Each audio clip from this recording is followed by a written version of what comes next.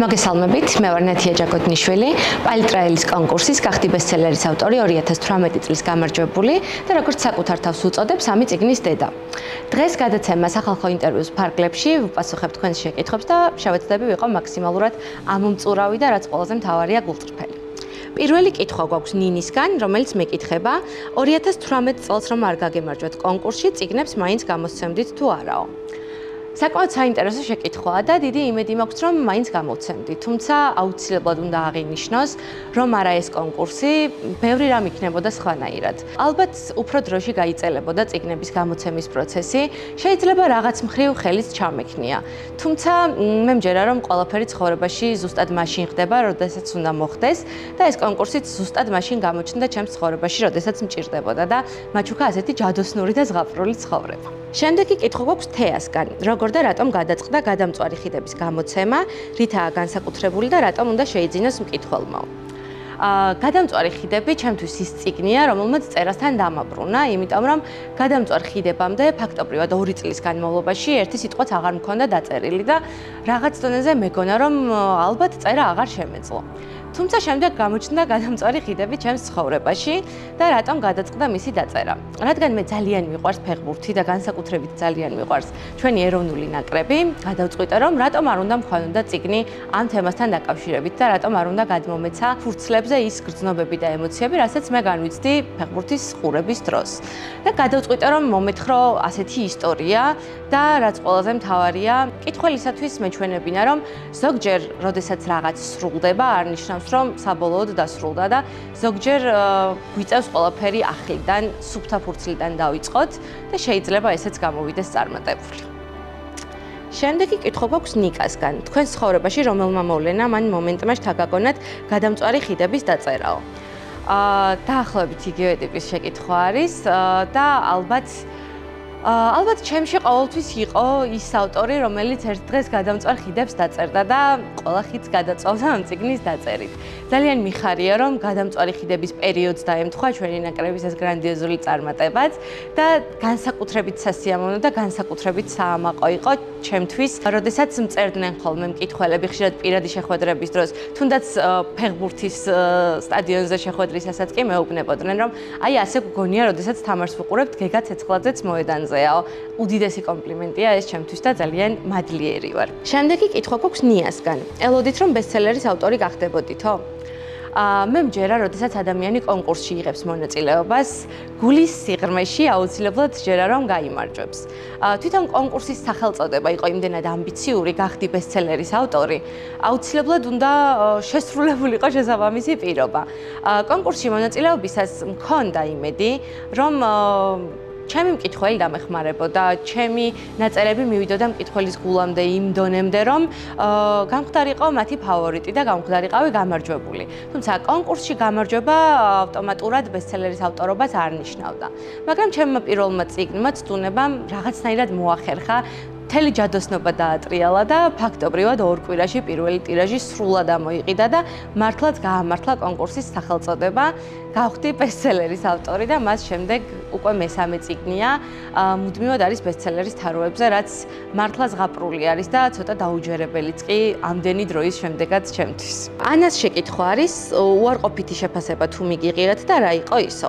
რა თქმა უნდა, ანა, რა თქმა უნდა მიმიღია უარყოფითი შეფასებაც. და ხშირად არის ხოლმე, განსაკუთრებით ბოლო პერიოდში, როდესაც ძირითადად ბავშვებს და თინეიჯერებს ურჩევენ, რომ მოდი ნუ წაიკითხავთ თანამედროვე ლიტერატურას და წაიკითხეთ კლასიკა. იმიტომ რომ კლასიკა მაინც კლასიკაა და თანამედროვე ლიტერატურა უბრალოდ დროს გაკარგვინებთ. ხშირად ყოფილა მსგავსი ტიპის შეფასებებიც, საბედნიეროდ დადებითი შეფასებები უფრო მეტია ხოლმე. ძირითადად ხო, ასეთი შეფასებები არის ხოლმე, რომ თანამედროვე არის, არ არის ისეთი, რაც შემდეგ ცხოვრებაში გამოგვადგება და არ არის ისეთი ამბები, რომელიც შეიძლება რეალურად მოხდეს. მიუხედავად იმისა, რომ რეალურად ხდება ეს ამბები. თუმცა ყველაზე მთავარი არის, რომ კრიტიკის სწორად მიღება და საჩვენოდ გამოყენება შეგვეძლოს. კრიტიკით იზრდება და ვითარდება ადამიანი და ჯანსაღ კრიტიკას მე ყოველთვის მივესალმები. შემდეგი გვაქვს გიორგის შეკითხვა, როგორ ფიქრობთ, რატომ მოსწონს მკითხველს თქვენი წიგნებიო? ჩემი აზრით, წარმატების ნებისმიერ სფეროში და განსაკუთრებით მწერლობაში წარმატების ერთ-ერთი მთავარი გასაღები და საიდუმლო არის გულწრფელობა. მე ყოველთვის ვცდილობ და ჩემი მთავარი თვითმიზანი არის ხოლმე რომ მკითხველთან ყოველთვის ვიყო გულწრფელი. მკითხველი არ მოვატყუო და მაქსიმალურად რეალურად და მაქსიმალურად გულიდან წამოსულად მოვუყვე ის ამბები, რომელსაც ვუყვები. ფიქრობ რომ მკითხველი ამას ყოველთვის გრძნობს, როდის არის ავტორი მასთან ნამდვილი და გულწრფელი. ჩემი აზრით ერთ-ერთი მთავარი გასაღები ესეც არის და ალბათ ისიც რომ ამბები, რომელსაც ვყვები, მაქსიმალურად რეალურია და მაქსიმალურად ისეთი, რომელიც შეიძლება ნებისმიერ ჩვენგანს ნებისმიერ დროს გადახდეს თავს. შემდეგი გვაქვს კახის შეკითხვა. წერისას მკითხველზე თუ ფიქრობთ, თუ არა, მაშინ როგორია წერის პროცესიო. წერის პროცესი იმდენად ჯადოსნური და იმდენად განსაკუთრებული რამ არის ჩემთვის. მოვიტყუები რომ თქვა მკითხველზე არ ვფიქრობ მეთქი, მაგრამ მაქსიმალურად ვცდილობ უშუალოდ პერსონაჟების ტყავში შევძვრე და მათგან გამომდინარე ვწერო და არა წინასწარ დავფიქრდე ეს კონკრეტული რაღაც რომ დაიწეროს, როგორი რეაქცია ექნება მკითხველს. როგორ მიიღებს მკითხველი ამას, იქნება თუ არა გაყიდვადი. ამაზე თუ იფიქრებ ავტორი, ჩემი აზრით, შენს მთავარ მეს ჩამოშორდები, ვერ მიიტან ისტორიას ისე მკითხველამდე, როგორც გინდა რომ მიიტანო. როგორც უკვე აღნიშნე, წერის პროცესი მართლაც ჯადოსნური რაღაც არის და ფაქტობრივად შენ მაშინ არ ზიხარ კომპიუტერთან და ამბავს არ ყვები. პერსონაჟების ცხოვრებით ცხოვრობ და მათთან ერთად განიცდი იმ ყველაფერს, რასაც შემდეგ უკვე წერ და ფურცლებზე გადმოგვაქვს ეს ყველაფერი. შემდეგი გვაქვს ვასკას შეკითხვა, მიგაჩნიათ რომ გაგიმართლათ ცხოვრებაში და რამ განსაზღვრა ესო. კი, მიმაჩნია რომ გამიმართლა და ამავდროულად ვთვლი რომ ძალიან ბევრი ვიშრომე იმისათვის რომ გამმართლებოდა. მე ზოგადად არ მჯერა რომ რაღაც ესე ლანგარზე მორთმეული მოდის ჩვენამდე და თუ უბრალოდ ვისხდებით და არაფერს გავაკეთებთ ჩვენი წარმატებისათვის შეიძლება ერთ დღესაც უბრალოდ გაგვიმართლოს და ბედმა გაგვიყიმოს. ჩემი აზრით შრომა არის ამოსავალი წერტილი ყველაფრისა და ასევე ის რომ გვჯეროდეს ჩვენი ოცნებების.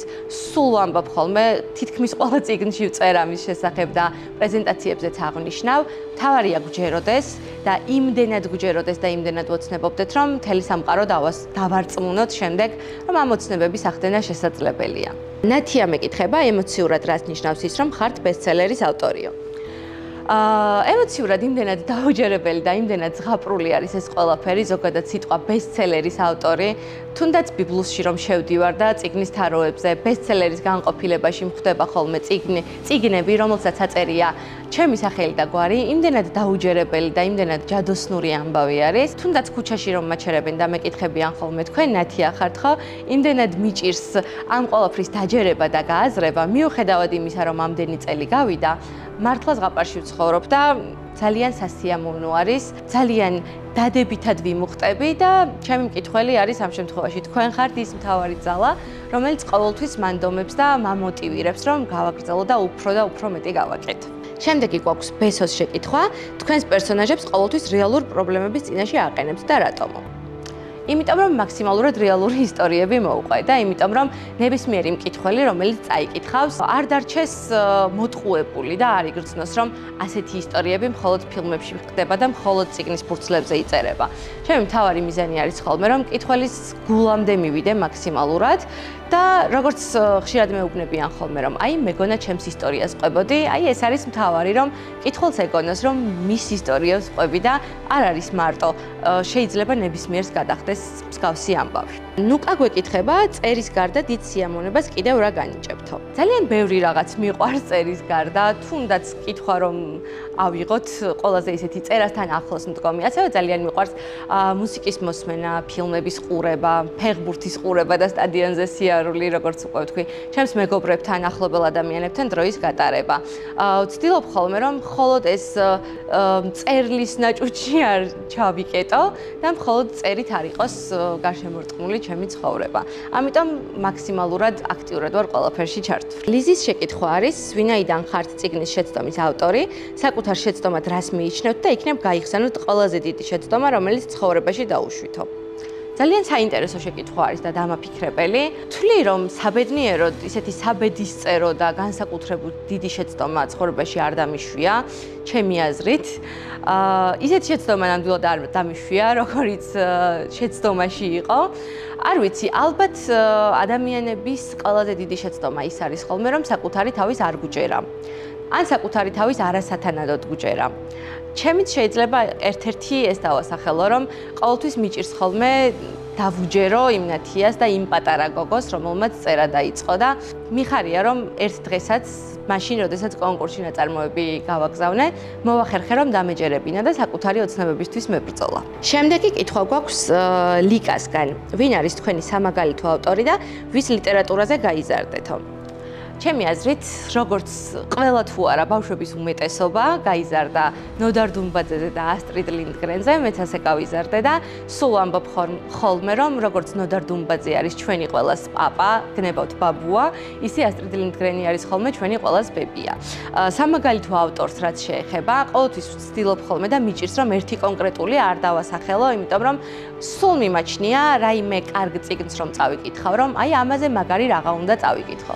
შემდეგ ჩნდება ჩემს ცხოვრებაში ახალი წიგნი და ეს ციკლი ხელახლა იწყება. ამიტომ მიჭირს ხოლმე რომ ერთი კონკრეტული გამოვარჩიო, თუმცა თუ უნდა დავასახელო რომელიმე, ალბათ დევი ბრონტეების შემოქმედებას და ჯეინ ოსტინს გამოვარჩევდი განსაკუთრებულად. თიკას შეკითხვა არის, რა პროფესია გაქვთ და პროფესიულად რას და სად საქმიანობთო? მწერლობისგან რადიკალურად განსხვავებული პროფესია მაქვს. ეკონომიკისა და ბიზნესის ფაკულტეტი დავამთავრე და შესაბამისი მიმართულებით ვმუშაობ. ახლაც საერთაშორისო გაყიდვების სპეციალისტი ვარ. შემდეგი არის ზუკას შეკითხვა. საკუთარი ნაწარმოებებიდან რომელი უფრო გიყვართ და რატომო? ეს დაახლოებით ისეთი შეკითხვა არის, დედას რომ ეკითხებიან, რომელი შვილი უფრო მეტად გიყვარსა და ვერასდროს ვერ ვცემ ხოლმე პასუხს. იმიტომ რომ როგორც უკვე წიგნად ქცეული და დაბეჭდილი ნაწარმოებები, ისევე მხოლოდ ისინი, რომლებიც ვორდის ფურცლებზე არის შემორჩენილი, ყველათანაბრად მიყვარს ყველა ერთნაირად და ერთ კონკრეტულს ვერ გამოვარჩევდი ნამდვილად. იმიტომ რომ იქნება ეს ნაკლებად წარმატებული, ნაკლებად საინტერესო თუ მართლაც ბესტსელერი, ყველაში იმდენი შრომა მაქვს ჩადებული და იმდენად სასიამოვნოდ მახსენდება წერის და მათზე მუშაობის პროცესი, რომ შეუძლებელია ერთი კონკრეტული გამოვარჩიო. ლელა მეკითხება, სასიყვარულო ურთიერთობების აღწერის საუკეთესო ავტორად ხართ მიჩნეულიო. დიდი მადლობა პირველ რიგში და თავად თუ გიმართლებთ სიყვარულშიო. როგორი საინტერესო შეკითხვაა. სულ ამბობ ხოლმე რომ არ არის საჭირო რაღაც გამოცადოთ იმისათვის რომ შემდეგ ამაზე დავწეროთ. არ არის საჭირო რომ ნიცასნაირი შეცდომა დაუშვათ ან გეგასავით ციხეში გავატაროთ 10 წელი რომ შემდეგ ამ ყველაფერზე დავწეროთ. შესაბამისად არ არის აუცილებელი მსგავსი ტიპის გამოცდილებები გქონდეს რომ ლამაზი სასიყვარულო ისტორიები მოვყვეთ. შემდეგი არის დათას კითხვა, ხელს რა გიშლით მუშაობაშიო? წიგნზე მუშაობაში ხელს მიშლის მუშაობა და სამსახური ალბათ. ამაში გულისხმობ დროის უქონლობას. იმდენად სწრაფი ტემპით მიდის ჩვენი ცხოვრება და იმდენად მინდა ხოლმე რომ ყველაფერი მოვასწრო და ყველგან ვიყო მაქსიმალურად მეგობრებთანაც, ოჯახთანაც, პრეზენტაციებზეც, სამსახურშიც და თან იმდენად მაქსიმალისტი ვარ და მინდა ყველაფერი მაქსიმალურად კარგად გავაკეთო. ეს არის ერთ-ერთი ყველაზე რთული დროის უქონლობა, როგორ ჩავატიოთ და ხანდახან უბრალოდ ძილს ვიკლებ ხოლმე იმისათვის, რომ ყველაფერი მოვასწრო. თიკა მეკითხება, როდის ველოდოთ მეოთხე წიგნს და რა ჟანრის იქნებაო? არ გაგიკვირდებათ თუ გეტყვით, რომ მეოთხე წიგნიც რომანი იქნება, თუმცა შედარებით უფრო გაზრდილი, ზრდასრული, მეტი პრობლემებით, მეტი ცხოვრებისეული სირთულეებით დატვირთული. როდის ველოდოთ, ჯერ არ ვიცი, რადგან ჯერ ახლა ვწერ მეოთხე წიგნს, ახლა ვმუშაობ მასზე. იმედი მაქვს, რომ მომავალ წელს უკვე შევძლებთ ჩემი მეოთხე წიგნის პრეზენტაციაზე შევხვდეთ ერთმანეთს. ნახოთ, როგორ განვითარდება მოვლენები. ნინიკოს აინტერესებს, ვინმესთან ერთად თანაავტორობაზე თუ გიფიქრიათ და რას არქმევთ მეოთხე წიგნსო. მეოთხე წიგნის სათაური ჯერ არ ვიცი და ალბათ ერთ-ერთი პირველი შემთხვევა არის, როდესაც წიგნის ნახევარი ფაქტობრივად დაწერილი მაქვს და ჯერ არ მომიფიქრებია რა ერქმევა მას. ამიტომ ვერ გაგიმხელთ, რადგან თავადაც არ ვიცი მისი სათაური. რაც შეეხება თანაავტორობას, საკმაოდ ისეთი საინტერესო და დამაფიქრებელი შეკითხვა არის.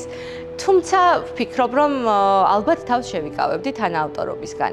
რადგან წერა ჩემთვის იმდენად პირადი, იმდენად მაგიური, იმდენად ინტიმური პროცესი არის, რომ კი საინტერესო არის ალბათ, როდესაც ვინმესთან ერთად წერ წიგნს, ვიღაცასთან ერთად იზიარებ ამ ყველაფერს, მაგრამ მე მირჩევნია, რომ ჩემს ჯადოსნურ სამყაროში, ჩემს პერსონაჟებთან ერთად მხოლოდ მე ვიყო და მარტო მწერო. ალბათ საინტერესო იქნებოდა, თუმცა არ ამგონია ვცადო. შემდეგი არის ანა მარიას შეკითხვა. მაინტერესებდა რა მიგიყვანათ იმ აზრამდე, რომ შესანიშნავი წიგნი შეცდომა დაგეწერათო. ძალიან დიდი მადლობა ანა მარია. ძალიან საინტერესოა და სხვათა შორის ის ჩემი პირველი წიგნი აღმოჩნდაო თქვენიო. ძალიან მიხარია, ყოველთვის განსაკუთრებით მიხარია ხოლმე ის ფაქტი, როდესაც ბავშვები მეუბნებიან, რომ ჩემი პირველი წიგნი იყო თქვენი წიგნებიდან რომელიმე და ამის შემდეგ დავიწყე კითხვა. ხშირად მშობლებიც მეუბნებიან ხოლმე, რომ აი, ჩემმა შვილმა თქვენი წიგნების შემდეგ დაიწყო და შეიყვარა კითხვა და იმდენად დიდი კომპლიმენტია ეს, იმდენად საამაყო და თან საპასუხისმგებლო რაღაც არის, რომ უზომოდ ვაფასებ და მიხარია. ძალიან დიდი მადლობა. რაც შეეხება რა მიმიყვანა იმ აზრამდე, რომ დამეწერა შეცდომა. როდესაც შეცდომის წერა დავიწყე, მეც ვიყავი სტუდენტი და გადავწყვიტე, რომ დამეწერა რაიმე ისეთი თან გასართობი რომ ყოფილიყო, თან ისეთი ისტორია, აი მეგობართან ერთად რომ გემრიელად მოკალათდები და თან მოუყვები და თან ერთად განიხილავთ ამ ამბებს. საჭორაო ისტორია შეგვიძლია ასეც ვუწოდოთ და თან ისეთი, რომელიც რეალურ პრობლემებსაც აღწერდა. თქვენ უნდა შეაფასოთ, როგორ გამოვიდა, თუმცა ალბათ ისიც მეტყველებს იმაზე, რომ რაღაც დოზით მაინც შედგა შეცდომა წიგნად, რომ ამდენი წელია ბესტსელერია და ძალიან მიხარია ეს ყველაფერი. მაგდას შეკითხვა გვაქვს, ახალი წიგნის გამოცემას როდის გეგმავთო, დაწყებული გაქვთ თუ არა მუშაობა და თუ კი იქნებ ცოტა რამ გითხრათ წიგნის შესახებ. როგორც უკვე თქვით, წიგნზე მუშაობა დაწყებული მაქვს. როდის რა იქნება ჯერჯერობით სამწუხაროდ არ ვიცი.